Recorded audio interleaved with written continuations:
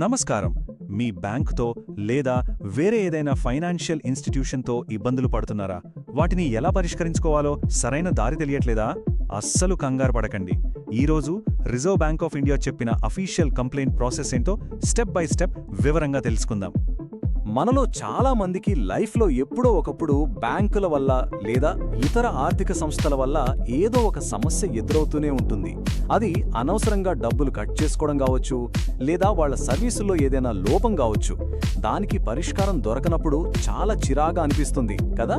అయితే దీనికి ఒక క్లియర్ అఫీషియల్ మార్గం ఉంది. ఓకే, సో ఫస్ట్ స్టెప్, సరైన విధానం ఏంటో చూద్దాం. ఏ సమస్యకైనా సరే కరెక్ట్ ప్రాసెస్ ఫాలో అవ్వడం అనేది చాలా ముఖ్యం. ముందుగా అసలు ఈ ప్రాసెస్ వేటి మీద పనిచేస్తుందో చూద్దాం.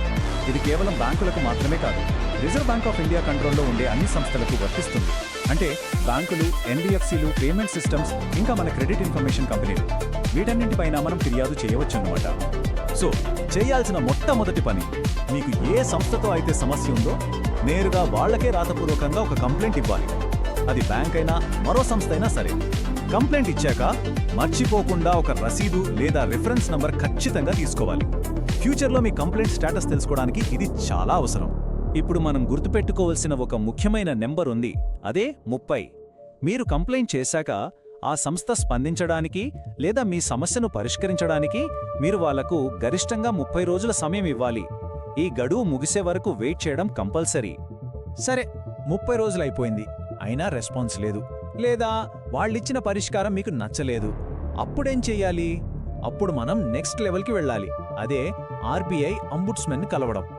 ఇంతకీ అంబుడ్స్మెన్ అంటే ఎవరంటే కస్టమర్ల ఫిర్యాదులను పరిష్కరించే ఒక స్వతంత్ర అధికారి అన్నమాట.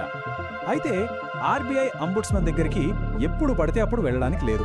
కరెక్ట్గా రెండు సందర్భాల్లో మాత్రమే వెళ్ళాలి. ఒకటి, మీరు కంప్లైంట్ చేశాక 30 రోజులు దాటినా ఎలాంటి రెస్పాన్స్ రాకపోతే. 2, వాళ్ళిచ్చిన సొల్యూషన్తో మీకు సంతృప్తి లేకపోతే. ఈ 2 కండిషన్స్లో ఏది మీకైనా వర్తించినా మీరు నెక్స్ట్ స్టెప్కి వెళ్ళొచ్చు. అంబుడ్స్మెన్ను కాంటాక్ట్ చేయడానికి మనకు 2 మార్గాలున్నాయి. మొదటిది ఆన్లైన్. ఆర్బీఐ వాళ్ళ కంప్లైంట్ మేనేజ్మెంట్ సిస్టమ్ అంటే సిఎంఎస్ పోర్టల్ cms.rbi.org.in ద్వారా చాలా ఈజీగా ఫిర్యాదు చేయవచ్చు. రెండోది పోస్ట్ ద్వారా. చండీగఢ్లో ఉన్న వాళ్ళ సెంట్రలైజ్డ్ ఆఫీస్ అడ్రస్కి మీ ఫిర్యాదును పంపించవచ్చు. ఓకే, ఇప్పుడు చాలా ముఖ్యమైన విషయం. చాలామంది చేసే ఒక చిన్న పొరపాటు వల్ల వాళ్ళ కంప్లైంట్స్ రిజెక్ట్ అవుతుంటాయి. అదేంటో ఇప్పుడు చూద్దాం. చాలామందికి వచ్చే కామన్ డౌట్ ఇది. ఈ ఫస్ట్ స్టెప్ అంతా ఎందుకు? డైరెక్ట్గా ఆర్బీఐ అంబుడ్స్మెన్ దగ్గరికే వెళ్ళిపోతే టైం సేవ్ అవుతుంది కదా అని అనిపించవచ్చు. కానీ అక్కడే ఉంది అసలు పాయింట్. ఆర్బీఐ రూల్స్ చాలా క్లియర్. మీరు ముందుగా సంబంధిత సంస్థకు ఫిర్యాదు చేయకుండా డైరెక్ట్గా అంబుడ్స్మెన్కు వెళ్తే మీ ఫిర్యాదును తిరస్కరించే అవకాశాలు చాలా ఎక్కువ. ఎందుకంటే సమస్యను పరిష్కరించే మొదటి అవకాశం ఆ సంస్థకే ఇవ్వాలి. అది తప్పనిసరి. సరే, ఇప్పటి వరకు మనం చెప్పుకున్న విషయాల్లో ఖచ్చితంగా గుర్తుపెట్టుకోవాల్సిన ముఖ్యమైన పాయింట్స్ ఏంటో ఒక్కసారి క్విక్గా చూద్దాం. సో ఈ సింపుల్ 3 స్టెప్ ప్రాసెస్ గుర్తుంచుకోండి. స్టెప్ 1, సంస్థకు కంప్లైంట్ చేసి రెఫరెన్స్ నంబర్ తీసుకోండి. స్టెప్ 2, వాళ్ళ రెస్పాన్స్ కోసం 30 రోజులు ఆగండి. స్టెప్ 3, అప్పటికీ సమస్య పరిష్కారం కాకపోతేనే అప్పుడు ఆర్బీఐ అంబుడ్స్మెన్ను సంప్రదించండి. ఈ ఆర్డర్ ఫాలో అయితే మీ ఫిర్యాదుకు సరైన పరిష్కారం దొరికే అవకాశం బాగా పెరుగుతుంది. దీని గురించి ఇంకా పూర్తి సమాచారం కావాలంటే ఆర్బీఐ వాళ్ళ ఆర్బీఐ కెహతా హై పోర్టల్ను చూడొచ్చు.